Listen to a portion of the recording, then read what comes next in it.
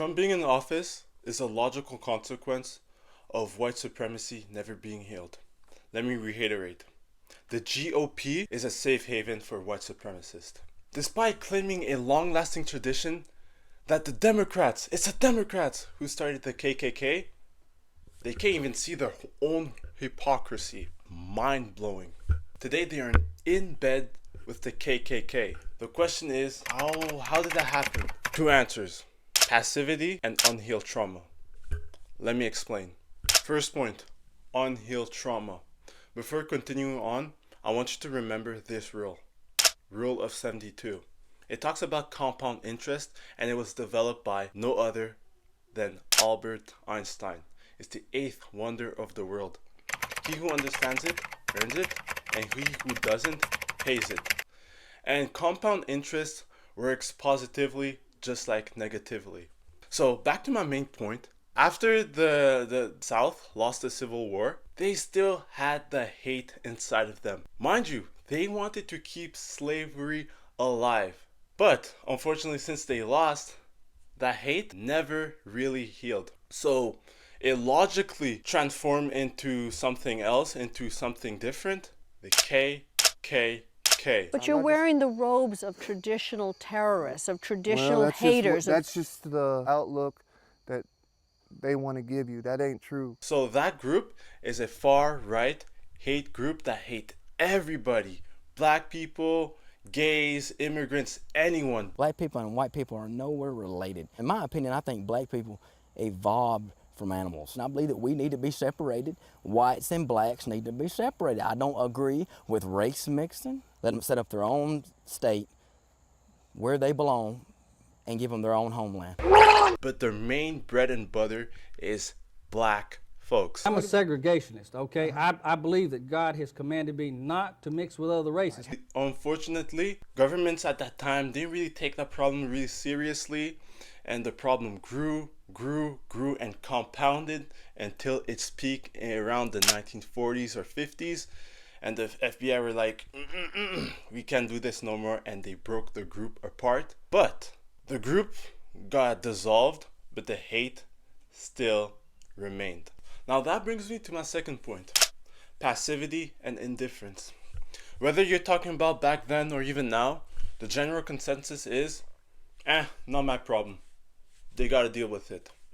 And that passivity and indifference breeds bad behavior and leads to neglect. Hence why, whenever there's terrible behavior, people just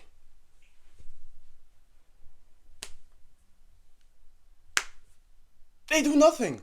Research suggests that often a victim is less likely to receive assistance when surrounded by a group rather than a single bystander. And it allows the aggressor to keep bullying the victim again and again. And bad behavior thrives in chaos, and the very mere thought of having someone being mildly uncomfortable scares the living crap out of most people. But ironically, when they see their favorite celebrity in town, LeBron, Taylor Swift, Mr. Beast, Lord have mercy, they act like zombies. NPCs. It's like they saw Jesus Christ coming down on earth. And the sad truth, those be the same folk at church, hallelujah, thanking God for the goodness in their life, even though they don't care. They don't condemn terrible behavior. How sad.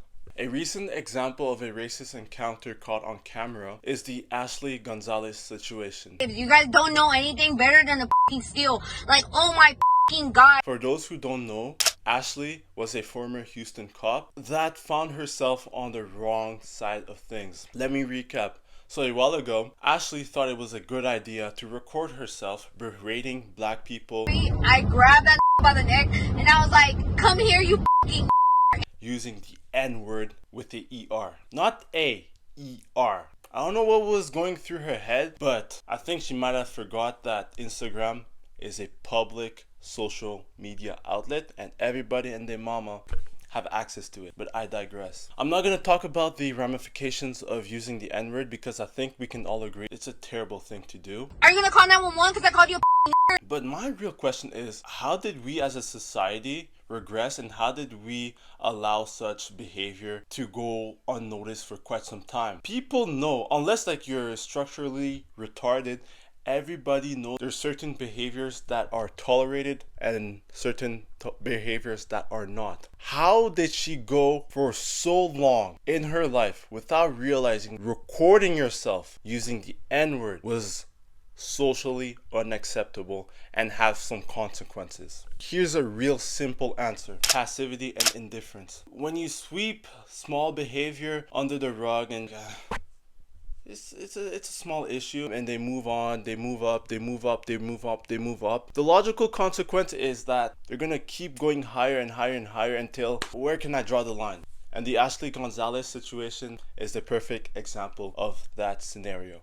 Trump being in office is the logical conclusion of allowing stupid people doing stupid behavior go unnoticed for quite some time. But it's not like we're all doomed for failure. There's nothing we can do.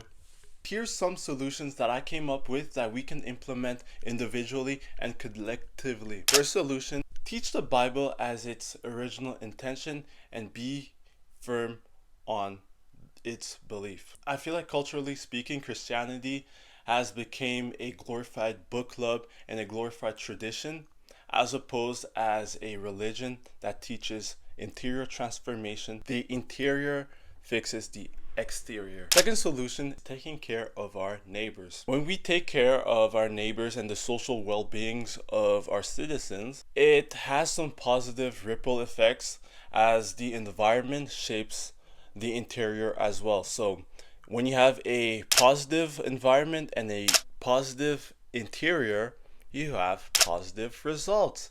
And logically speaking, you do not have the opposite results.